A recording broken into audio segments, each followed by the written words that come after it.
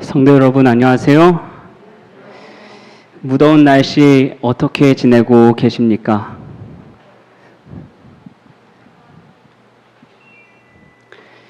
저는 목회자가 되겠다고 준비를 하면서 나름 이런저런 신앙의 고민을 하곤 합니다. 그 중에서 저에게 가장 큰 고민이 되는 문제는 나는 과연 그리스도인으로 살고 있는가라는 것입니다. 그래도 좀 예수님을 닮아야 그리스도인이라 할 수 있을 것 같은데 저에게는 그런 모습이 좀처럼 보이지 않기 때문입니다. 실천은 따라오지 않는 이론상 그리스도인에 불과한 것입니다. 여러분들은 어떠십니까? 그리스도인으로 살고 계십니까? 이 시간 하나님께서 주시는 말씀을 통하여 참 그리스도인으로 살아가는 저와 여러분이 되길 바라는 가난한 심령으로 이론상 그리스도인이라는 제목으로 말씀의 은혜를 나누겠습니다.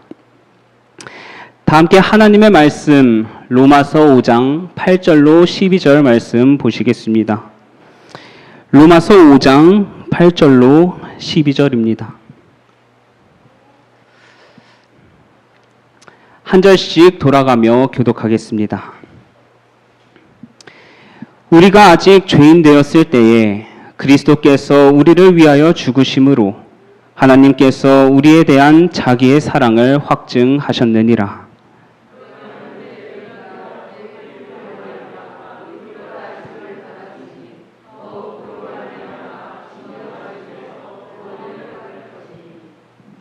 곧 우리가 원수 되었을 때에 그의 아들의 죽으심으로 말미암아 하나님과 화목하게 되었은즉 화목하게 된 자로서는 더욱 그의 살아나심으로 말미암아 구원을 받을 것이니라.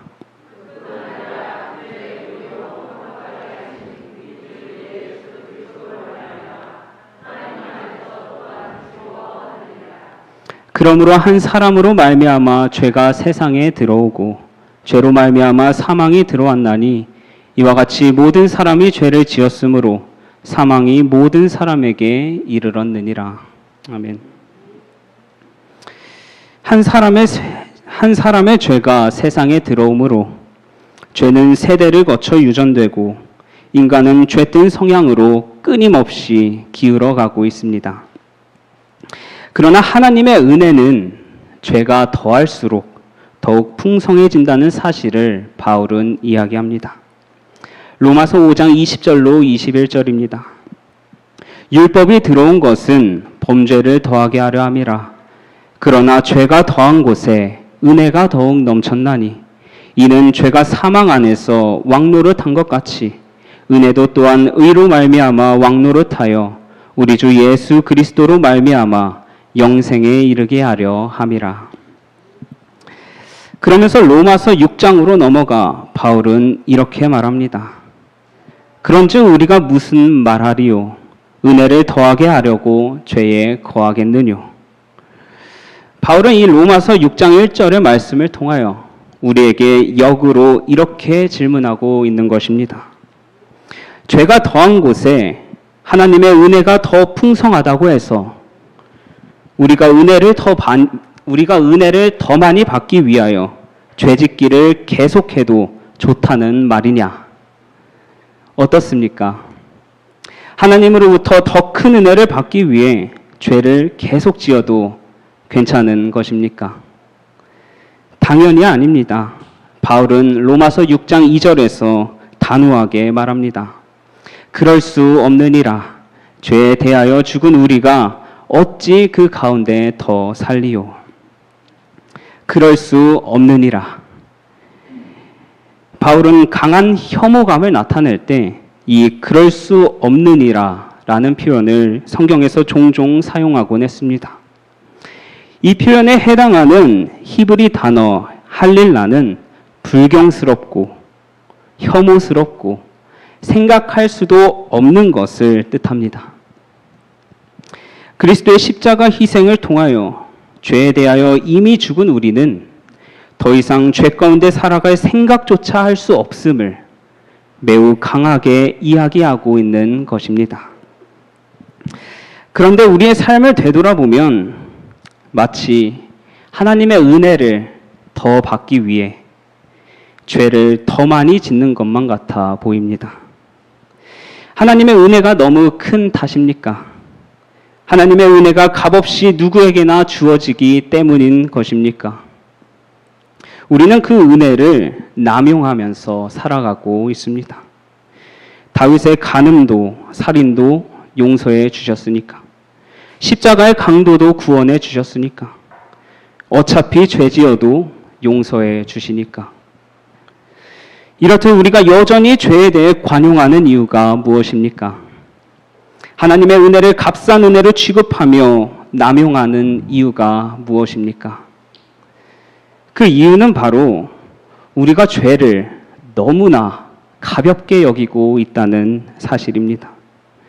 우리의 죄가 누구를 죽게 했는지 잊고 살아가고 있기 때문입니다. 우리의 죄가 지금 내 영혼을 갉아먹고 있다는 사실을 잊고 살아가고 있기 때문입니다. 영감의 글을 함께 읽도록 하겠습니다. 시작. 죄는 거룩과 반대이며 죄가 하나님의 아들을 십자가에 못 박았다. 인간들이 죄가 얼마나 증오스러운 것인지를 볼 수 있다면 그들은 죄에 대해 관용하거나 거기에 길들여지지 않을 것이다. 그들은 생활과 품성 속에 개혁을 하게 될 것이다. 은밀한 과오들은 정복될 것이다.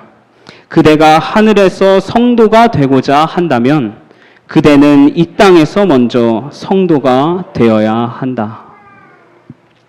사랑하는 성도 여러분, 하나님의 은혜는 남용되어서는 결코 안 됩니다. 당연히 주어지는 것처럼, 언제든 얻을 수 있는 것처럼 값싼 은혜로 치부해버려서는 안 됩니다. 하나님의 은혜가 누구에게나 주어지는 것은 사실이지만 내가 원할 때 내 마음대로 부릴 수 있는 것은 결코 아닙니다. 은혜는 부어주시는 것이지 사용하는 것이 아닙니다. 은혜에 대한 우리의 값싼 마음이 죄에 대한 우리의 가벼운 태도가 그리스도의 죽음과 희생을 값싼 죽음으로 만들고 있지는 않은지 되돌아보는 시간이 되시길 간절히 바랍니다. 우리는 자칭 그리스도인이라며 말씀도 보고 기도도 하면서 살아갑니다. 그리스도의 희생도 가끔 묵상합니다. 그리스도의 십자가로 구원받았음을 이론적으로도 잘 알고 있습니다. 로마서 6장 3절에서 말하듯이 우리는 그리스도의 죽으심과 합하여 침례도 받았습니다. 갈라디아서 3장 27절에서는 누구든지 그리스도와 합하여 침례를 받은 자는 그리스도로 옷 입었느니라 라고 설명합니다. 그리스도로 옷 입었다는 의미가 무엇입니까? 그것은 그분의 원칙을 채택하고 그분의 모본을 본받으며 그분의 지도를 받아들이고 그분처럼 되는 것을 의미합니다. 이론상으로는 우리가 죄에 대하여 죽었음에도 불구하고 이론상으로는 그리스도로 옷 입었음에도 불구하고 그리스도의 희생이 무색해질 만큼 우리의 삶은 죄를 따라가고 있고 침례를 통하여 그리스도와 맺은 언약이 무색해질 정도로 여전히 죄 가운데 살아가는 나의 모습을 볼 때에 여러분은 어떠한 생각이 드십니까? 때로는 비참하게 느껴지기도 하고 죄에 지배당하는 무기력한 자신의 모습을 볼 때에 주님께 나올 면목이 없어지기도 합니다. 분명 하나님의 말씀은 우리는 죄에 대하여 죽었다고 말씀하시는데 왜 우리의 삶 속에서 죄는 버젓이 살아서 꿈틀거리는 것입니까? 하버드 대학의 생물학자 에드워드 윌슨은 한 재미있는 실험을 했습니다. 개미집 안에 한 개미가 눌려 죽어 있어도 다른 개미들은 그것을 아는 데에는 며칠씩 걸린다고 합니다. 이 같은 관찰을 토대로 윌슨은 개미는 시각이 아니라 후각을 통해 죽음을 감지한다는 것을 알아냈습니다. 개미가 썩기 시작하면 다른 개미들은 예외 없이 시체를 집 밖에 있는 쓰레기 더미로 끌어냈습니다. 윌슨은 반복 실험 끝에 그 화학 물질이 올레산이라는 것을 밝혀냅니다. 개미들은 올레산 냄새만 맡으면 시체를 밖으로 끌어냈지만 다른 냄새에는 미동도 하지 않았습니다. 그 본능이 어찌나 강하던지 종이 조각에 올레산을 묻혀 놓아도 개미들은 어김없이 그 종이를 개미 무덤으로 끌어냈습니다. 끝으로 윌슨은 살아있는 개미 몇 마리에 올레산을 묻혀 보았습니다. 아니나 다를까 살아있는 개미들이 다리와 촉수를 비틀며 버티는데도 동료 개미들은 무조건 잡아서 개미 무덤으로 밀어냈습니다. 죽었으나 살아있는 이 개미의 모습, 죄의 모습도 이와 같습니다. 죄는 죽었을지 모르나 끈질기게 우리의 삶 속으로 들어오곤 하는 것입니다. 무엇이 살아있기에 여전히 꿈틀거리는 것입니까? 화이선 지자는 그 이유를 다음과 같이 설명합니다. 산채로 장사된 사람들. 거듭남은 우리 시대에 좀처럼 보기 어려운 진귀한 경험이다. 이것이 교회 안에 어려운 일이 그토록 많은 이유이다. 그리스도의 이름을 가진 사람들이 성화되지 못하고 거룩하지 못한 사람들이 참으로 많다. 그들은 침례를 받았지만 산채로 장사를 이루었다. 자아가 죽지 않았기 때문에 그들은 그리스도 안에 있는 산 생명으로 일어나지 못하였다. 우리가 여전히 죄 가운데 살아가는 이유는 우리가 여전히 이론상 그리스도인에 머물러 있기 때문입니다. 내 안에 그리스도가 없고 여전히 내 자아가 살아있기 때문입니다. 내 자아가 살아서 죄를 끌고 내 삶 속에 들어오기 때문입니다. 죄인임을 인정하고 싶지도 않고 죄에서 벗어나고 싶어 하지도 않습니다. 그래서 이 시대에서는 거듭남이 좀처럼 보기 어려운 진귀한 경험이며 이것이 교회 안에 어려운 일이 많은 이유라고 설명합니다. 우리는 죄인이기 때문에 죄를 짓고 살아갈 수밖에 없는 존재입니다. 그러나 단순히 죄를 짓는 것과 죄 가운데 살아가는 것은 엄연히 다른 문제입니다. 우리에게 절망적인 사실은 죄를 짓는다는 게 아니라 죄를 버리지 못하고 죄 가운데 살아간다는 것입니다. 내 자아가 여전히 살아있다면 죄 가운데 살고 있음에도 죄를 인정할래야 인정할 수가 없습니다. 반면에 우리에게 절대적으로 희망적인 사실은 내가 죄인이라고 시인하기만 한다면 그리스도께서는 그의 피로 말미암아 우리를 의롭다고 칭하신다는 사실입니다. 로마서 5장 8절로 9절 다시 한번 보시겠습니다. 함께 읽겠습니다. 시작. 우리가 아직 죄인 되었을 때에 그리스도께서 우리를 위하여 죽으심으로 하나님께서 우리에 대한 자기의 사랑을 확증하셨느니라. 그러면 이제 우리가 그의 피로 말미암아 의롭다 하심을 받았으니 더욱 그로 말미암아 진노하심에서 구원을 받을 것이니. 우리는 여전히 죄를 짓고 살아갑니다. 그런데 하나님께서는 자아를 십자가에 못 박고 자기 자신을 죄인이라 시인하여 그리스도께 돌아가는 자에게는 의롭다고, 즉 죄 없다고 칭해 주실 것입니다. 이보다 더 큰 은혜와 희망이 어디에 있겠습니까? 그리스도의 은혜는 죄인의 편에서는 아무런 공로도 권리도 없는데 값없이 의롭다고 하시는 것이다. 칭의는 죄에 대한 충분하고 완전한 용서이다. 죄인이 믿음으로 그리스도를 받아들이는 그 순간 그는 용서를 받고 그리스도의 의가 그에게 입혀진다. 그는 더 이상 하나님의 용서하시는 은혜를 의심하지 말아야 한다. 사랑하는 성도 여러분, 나의 칭의를 위하여 돌아가신 그리스도만이 내 삶의 희망이라는 사실을 잊지 마시길 간절히 바랍니다. 죄인인 우리를 죄 없다 칭해 주시는 은혜에 감격하여 우리도 이제 그리스도께로 돌아가야 하지 않겠습니까? 깨어진 관계를 회복해야 하지 않겠습니까? 이제 우리에게 남아있는 과제가 바로 이것입니다. 깨어진 관계를 회복하는 것.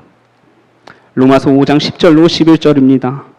곧 우리가 원수 되었을 때에 그의 아들의 죽으심으로 말미암아 하나님과 화목하게 되었은즉 화목하게 된 자로서는 더욱 그의 살아나심으로 말미암아 구원을 받을 것이니라.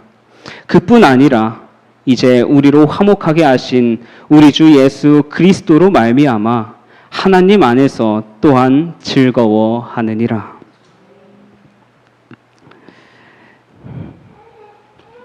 하나님과 화목하게 된다는 의미는 적대적인 관계를 화평의 관계로 바꾸는 것을 의미합니다. 죄는 하나님에게서 우리를 멀어지게 했으며 인간의 마음은 하나님의 율법과 대항하여 싸움을 날마다 벌입니다. 그러나 하나님은 날마다 죄 가운데 살아가고 그분에 대하여 반역하는 나와의 화목을 이루기 위하여 예수 그리스도를 십자가에 내어 주셨습니다. 하나님은 나 같은 죄인에 대한 뜨거운 사랑 때문에 죄인과의 화목을 이루기 위해서 아무리 귀한 독생자라 할지라도 아끼지 않으셨습니다. 그리스도께서 돌아가신 이유는 그분의 놀라운 사랑을 보여주심으로 언제든 하나님께 죄인을 돌이키기 위함이셨습니다. 화해선지자는 로마서 5장 11절을 다음과 같이 주석합니다. 죄에 대한 하나님의 치료. 그리스도의 속죄는 우리의 죄를 용서받게 하는 잘 고안된 방법일 뿐 아니라 범죄의 치료와 영적 건강의 회복을 위해서 내리신 하나님의 처방이다. 그것은 그리스도의 의가 우리 위에 입혀지게 할 뿐 아니라 우리의 마음에 머물러 있게 한다. 한 이야기를 들려드리고 말씀을 줄이려고 합니다. 결혼 8년 차에 이혼 위기에 있었던 한 남자의 글입니다. 저는 결혼 8년 차에 접어드는 남자입니다. 저는 한 3년 전쯤에 이혼의 위기를 심각하게 겪었습니다. 그 심적 고통이야 경험하지 않으면 말로 못하죠. 저의 경우는 딱히 큰 원인은 없었고 주로 아내 입에서 이혼하자는 얘기가 심심찮게 나오곤 했습니다. 저도 회사 생활과 여러 집안일로 지쳐있던 때라 맞받아쳤고요. 순식간에 각방 쓰고 말도 안 하기 시작했습니다. 결국 대화가 없으니 서로에 대한 불신은 갈수록 커져갔고요. 사소한 일에도 서로가 밉게만 보이기 시작했죠. 그래서 암묵적으로 이혼의 타이밍만 잡고 있었습니다. 그런데 어린 아들도 눈치가 있는지 언제부턴간 시무룩해지고 짜증도 잘 내고 잘 울고 그러더군요. 이런 아이를 보면 아내는 더 화를 불같이 내더군요. 계속 싸움의 연속이었습니다. 아이가 그러는 것이 우리 부부 때문에 그런다는 걸 뻔히 알면서도요. 그러기를 몇 달, 하루는 퇴근길에 어떤 과일 아주머니가 떨이라고 하면서 귤을 사달라고 간곡히 부탁하기에 다 사서 집으로 돌아왔습니다. 그리고 주방 탁자에 올려놓고 욕실로 바로 들어가 씻고 나왔는데 아내가 제가 사온 귤을 까먹고 있더군요. 몇 개를 까먹더니 귤이 참 맛있네 하며 방으로 쓱 들어가더군요. 순간 제 머리를 쾅 치듯이 하나의 생각이 전부 떠오르더군요. 아내는 결혼 전부터 귤을 무척 좋아했다는 것과 결혼 후 8년 동안 내 손으로 귤을 한 번도 사들고 들어간 적이 없었던 거죠. 알고는 있었지만 미처 생각지 못했던 일이었습니다. 그 순간 뭔가 깨달음이 생겼습니다. 예전 연애할 때 길 가다가 아내는 귤 좌판상이 보이면 꼭 1,000원어치 사서 핸드백에 넣고 하나씩 사이좋게 까먹던 기억이 나더군요. 저도 모르게 마음이 울컥해져서 내 방으로 들어가 한참을 울었습니다.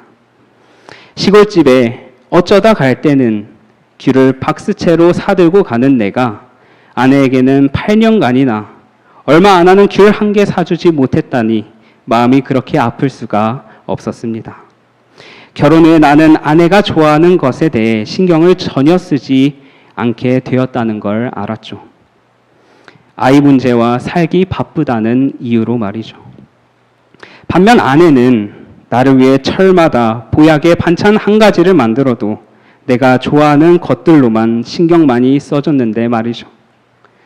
그 며칠 후에도 늦은 퇴근길에 보니 과일 좌판상 아주머니가 보이더군요. 그래서 저도 모르게 또 샀습니다. 저도 오다가 하나 까먹어 맛보았고요. 며칠 전 아내 말대로 정말 맛있더군요.